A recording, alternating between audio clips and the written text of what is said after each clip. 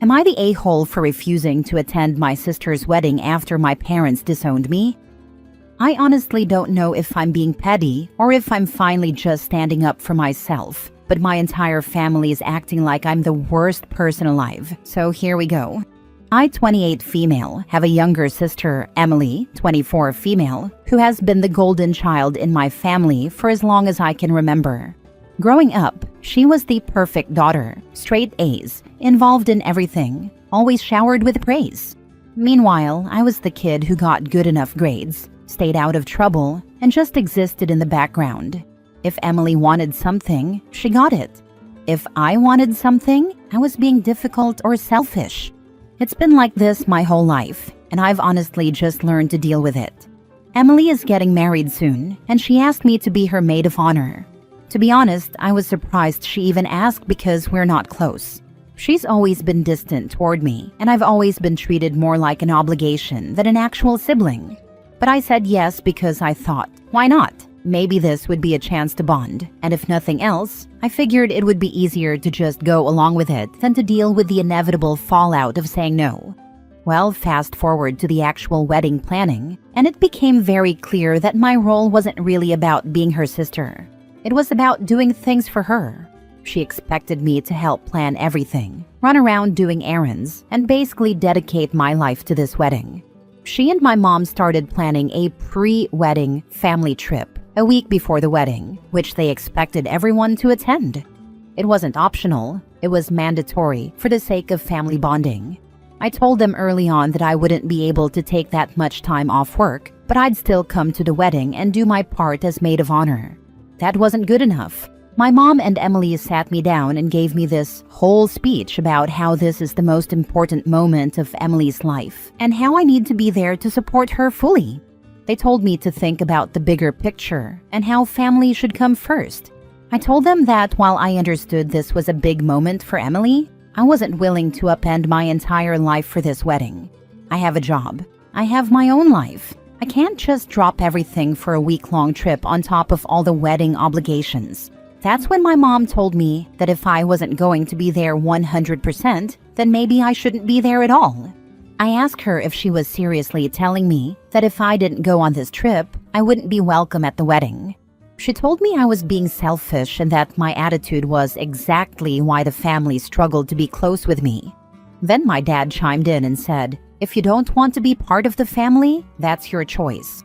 At that point, I realized this wasn't just about the wedding. This was about every single time I'd been pushed aside in favor of Emily. Every single time I'd been expected to just suck it up and be okay with being treated like an afterthought. So I told them I was done. If my presence was so conditional, then they could have their perfect family event without me.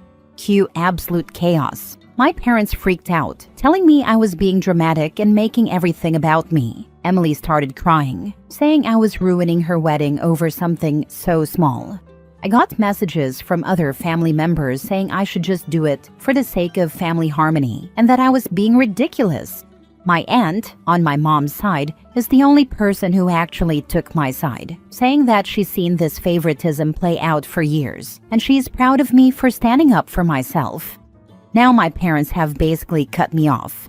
They told everyone that I refused to be there for Emily, and now I'm getting the cold shoulder from most of my extended family. Meanwhile, Emily has fully replaced me as maid of honor, and even made a passive-aggressive Facebook post about how she's grateful for the people who truly understand the meaning of family. Now my parents are backtracking and saying I should come to the wedding to fix this mess, because my absence is causing division. But at this point, I honestly don't even want to go. They made it clear how little I mattered to them, and now they just want me there so they don't look bad. So, am I the a-hole for refusing to attend? Should I just go to keep the peace, or am I right to stand my ground? Now for the top comments before reading the mini update. Not the a-hole. Your sister is a bridezilla who fell for the wedding industries. This is the important day of your life marketing, and believes those ridiculous lists of wedding party duties they publish. This was never about bonding. She picked you because she expected you to do everything she wanted, and your mother probably suggested it because she thought enforced contact would induce sisterly affection. Drop out of the wedding and do not attend. Take it from someone who has been married for over 35 years. The most important day of your life is today. Yesterday is gone, and tomorrow is not guaranteed. Another married 34 years here, and yep, today is the important day.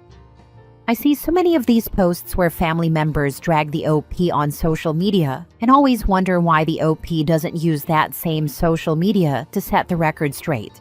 For example, when Bridezilla complains about OP not being a team player on her special Princess Day, why wouldn't the OP respond, "So sorry you're feeling sad. I know you wanted me to quit my job to go on your trip with you, but I simply couldn't afford to do that. I'm also feeling sad that you kicked me out of the wedding party and uninvited me from the wedding because I couldn't afford to quit my job." You're right. I'll make a social media post in response as well and reach out to the family members that are icing me out. Mini update. I'm not even sure where to put this update since so much is happening so fast, and I'm relatively new to this site, but here we go.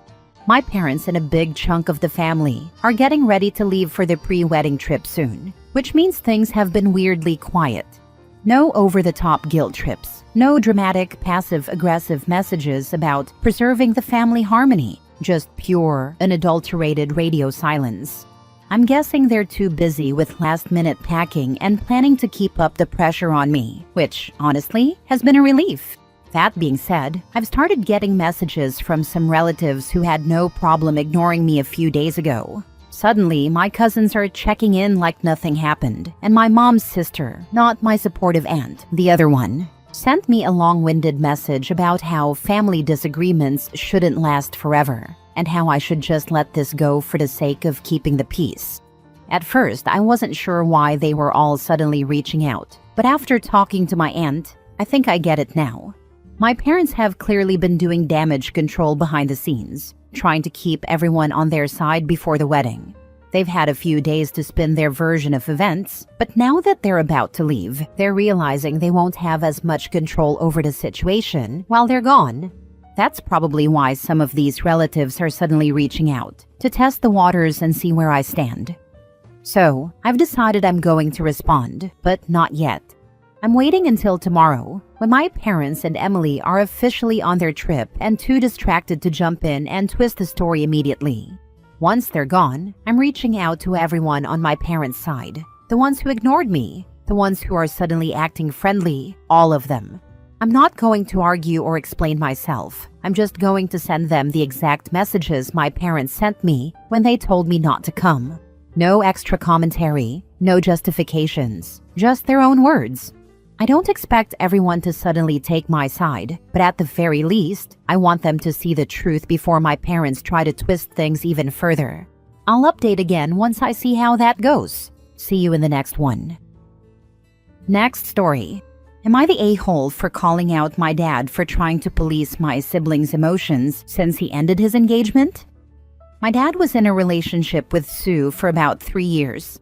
They got engaged in October and had done a lot of future planning together, from whether they'd have kids, to where they'd live, and other stuff.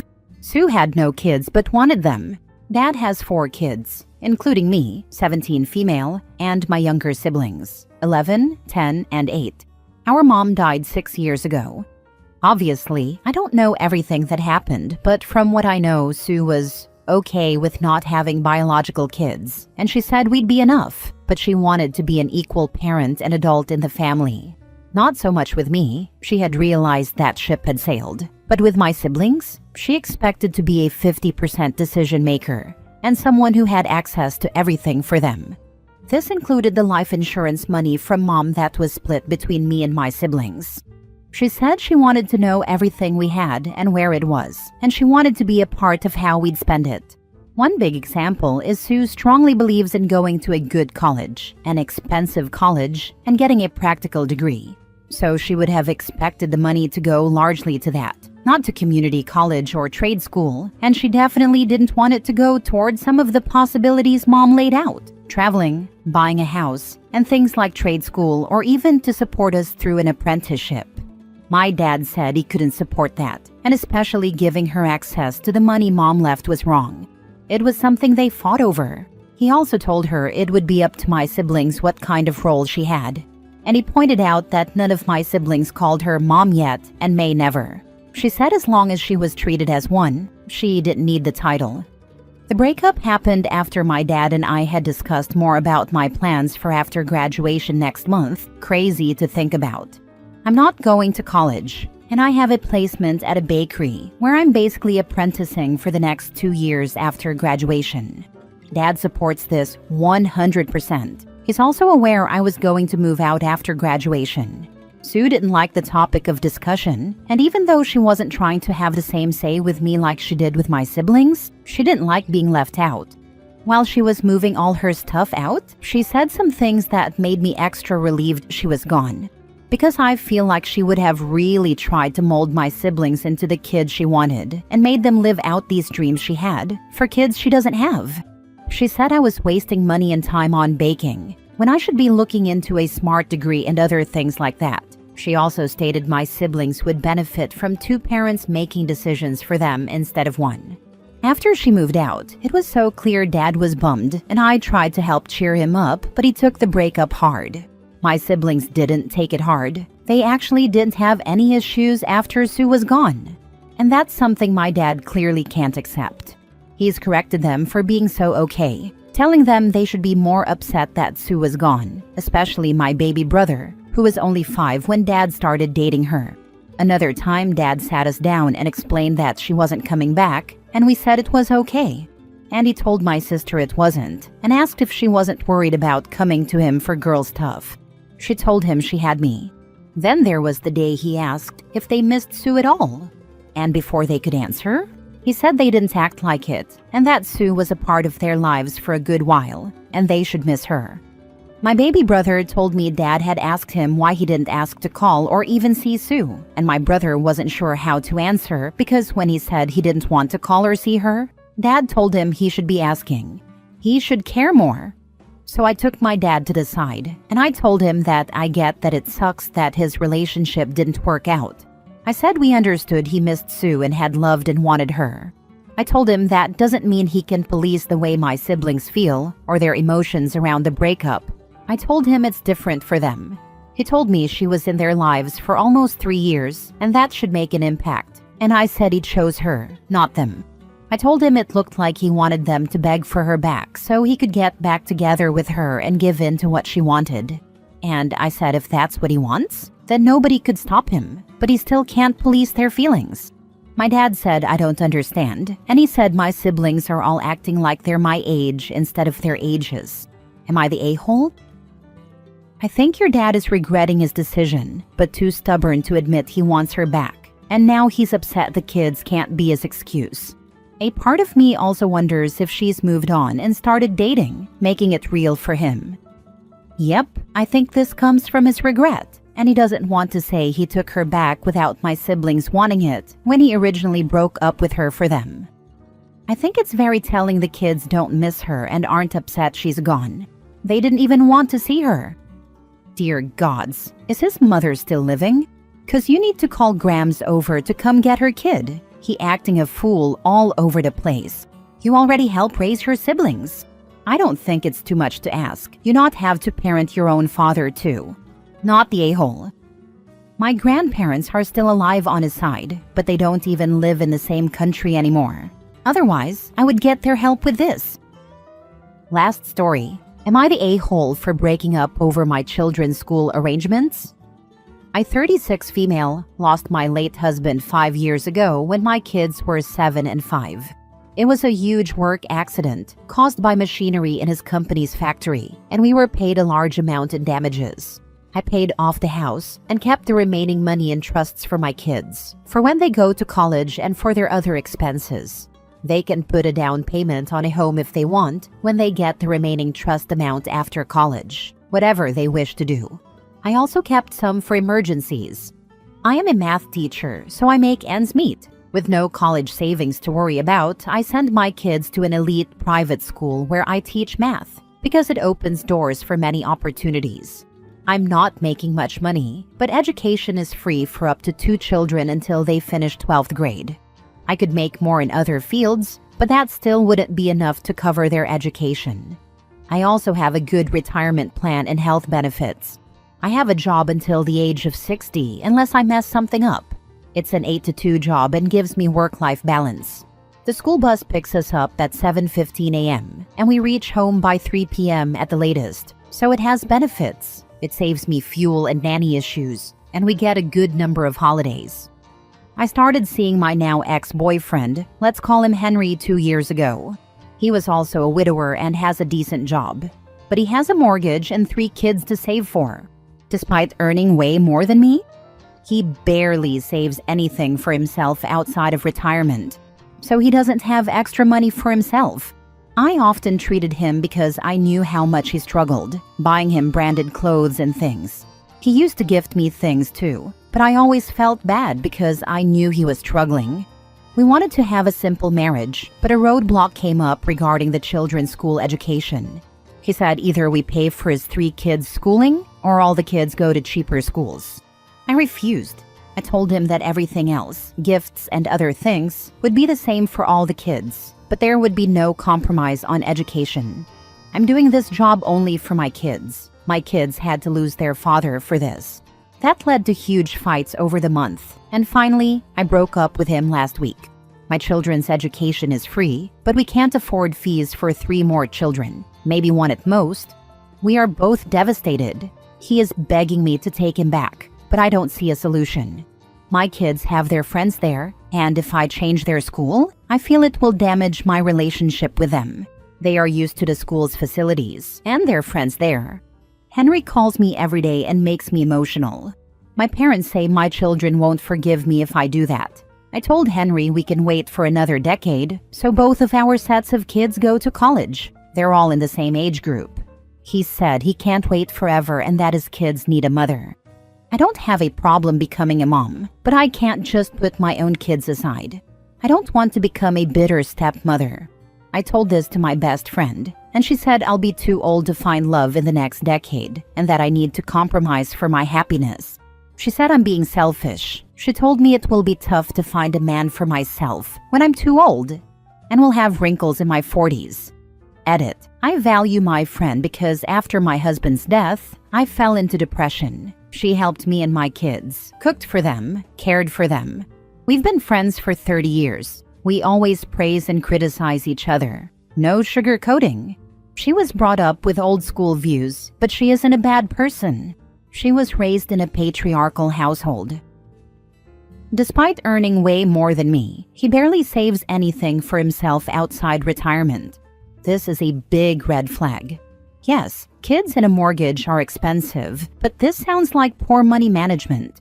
You, on the other hand, have financial and educational security for your kids because of your choices with a settlement, money, and employment. In my opinion, marriage to Henry would be a disaster because your kids would hate Henry, his kids, and you for pulling them from the best possible school for them. Frankly, Henry sounds jealous of your kids' opportunities and would put his kids first in all ways. And ignore your best friend. Nobody is too old to find love, especially someone as young as you. You are putting your kids' well-being first, as you should. Henry is the selfish one, not the a-hole. I'd be more worried about him saying his kids need a mom. No wonder he's devastated she dumped him. It torpedoed his plans to have her take over his financial and parental responsibilities. OP dodged a bullet. Not the a-hole. Your basics don't align. I really love him, but my kids, I can't put them behind. Once he accepted you, he should also prioritize your children and love them, not just you. You are making the responsible and loving choice. Yeah, but it hurts.